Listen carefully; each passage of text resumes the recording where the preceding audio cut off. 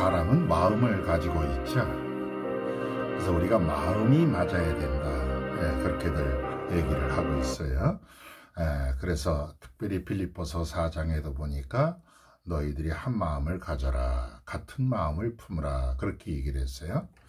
그래서 빌립보서 4장 2절을 제가 읽어드릴게요. 내가 유오디아를 권하고 순두개를 권하노니 주 안에서 같은 마음을 품으라, 이렇게 말씀을 하고 있어요. 그래서 특별히 우리 예수 믿는 사람들이 사실은 다툼이 없어야죠. 또 부부간에도 다툼이 없어야 되고, 형제간에도 다툼이 없어야 되고, 성도간에도 다툼이 없어야 돼요. 대개 이혼하는 분들 물어보면은 거의 많은 프로테지가 바로 뭐냐, 왜 이혼을 하려고 하냐, 그렇게 얘기를 하면은 마음이 안 맞는다, 그렇게 얘기를 해요. 아니 20년, 30년, 40년을 살고 황혼 이혼을 하는 분들이 계세요. 근데 그분들에게 또 물어봐요. 왜 이혼을 하려고 하냐? 저 양반하고 지금 마음이 안 맞아서 그렇다, 그렇게 얘기를 해요. 아니 40년을 살고 마음이 안 맞는다, 그렇게 얘기를 해요. 그런 거 보니까 사람이 마음을 같이 한다는 것이 참 어려운 것 같아요. 그러면은 왜 우리가 마음이 하나 되지를 못하느냐? 오늘 여기 성경에서 사도 바울은 빌립보 교회의 두 여인에게 얘기를 합니다. 유오디아와 순두개라고 하는 그 두 여인이 있었는데 너희들 주 안으로 들어가라. 그래서 거기서 한 마음을 품어라, 그렇게 말씀을 하고 있죠. 그래서 빌립보서의 별명이 뭐냐? 주 안에서의 복음이다. 주 안에서, in Christ. 그래서 우리가 주님 안에 거할 때에 우리는 이 세상에서 승리로운 인간관계의 모습을 우리가 간직할 수 있다는 거죠. 그래서 빌립보서 4장에 보면 사도 바울이 빌립보서의 결론을 내리면서 주 안에서라는 말, 주 안에서 기뻐하라, 주 안에서 하나 되라, 또 주 안에서 너희들은 같은 마음을 품으라, 이런 말씀이 많이 있어요. 특별히 지난 시간에 제가 말씀하기를 주 안에서 굳게 서라 그랬어요. 굳게 서라.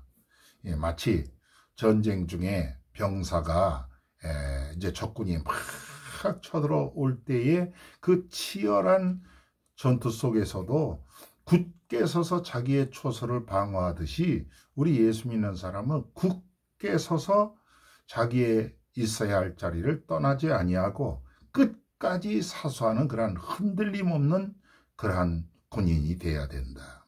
그래야만이 자기의 진지를 사수할 수가 있고 전쟁에서 승리할 수가 있다는 거죠.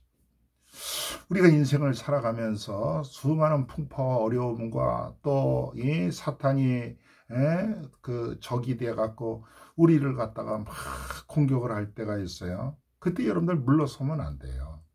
주 안에서 굳건히 서서 우리는 승리를 해야 되는 거예요. 그리고 또 오늘 사도 바울은 오늘 여기에서 말씀하기를 주 안에서 같은 마음을 품어라, 그렇게 말씀을 하고 있는 거예요. 이거 아마 내가 생각하기에는 사도 바울의 의례적인 그런 표현이 아닌가, 그렇게 생각을 해요. 여러분, 오늘날 예수를 믿는다고 하면서 주 안에 거하지 아니하고 또 예수 그리스도의 마음을 갖지 않고 살아가는 사람들이 얼마나 많이 있습니까? 여러분, 빌립보서 서두에 말씀을 드렸지만은 우리는 어떤 마음을 품어야 되느냐? 내 심장 떼어내고 예수 그리스도의 심장으로 이식한 사람이다 그랬어요. 그래서 사도 바울도 내가 너희를 어떻게 사랑하는지 너희가 알지 않느냐? 내가 예수 그리스도의 심장으로 너희를 사모하고 있다, 그렇게 말씀을 하고 있어요. 여러분, 내 심장 가지고 사실은 우리는 세상을 사랑할 수가 없죠. 금방 아침에 좋다가도 또 싫은 소리 한번 하면은 표정 한번 보고 또 우리의 마음이 금방 실축해갖고 또 인간관계를 우리가 올바로 맺지 못하는 그런 경우가 있다는 거예요. 여러분, 예수님의 제자들도 예수님과 3년 동안 동고동락을 했어요. 직접 예수님께서 복음을 들고 나가서 복음 전하라 하니까 훈련받고 나가서 복음도 전했고, 또 오병이어와 같은 수많은 기적을 갖다가 그들은 직접 눈으로 체험을 했고 또 자기들도 나가서 복음 전하면서 귀신도 내쫓고 또 복음 전할 때 나도 예수 믿겠어 하고 이제 돌아오는 그런 많은 기적을 그들도 체험을 했단 말이죠. 그런데 그들이 잘 하지 못한 게 있어요. 그것은 바로 뭐냐 하면은 주님과 함께 같이 동거동록을 하면서도 그들이 주 안에 있지를 못했다는 거예요.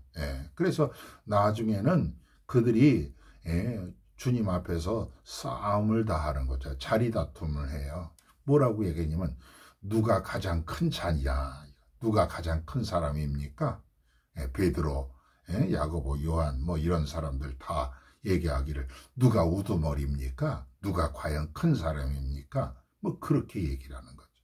그 이유가 바로 뭡니까?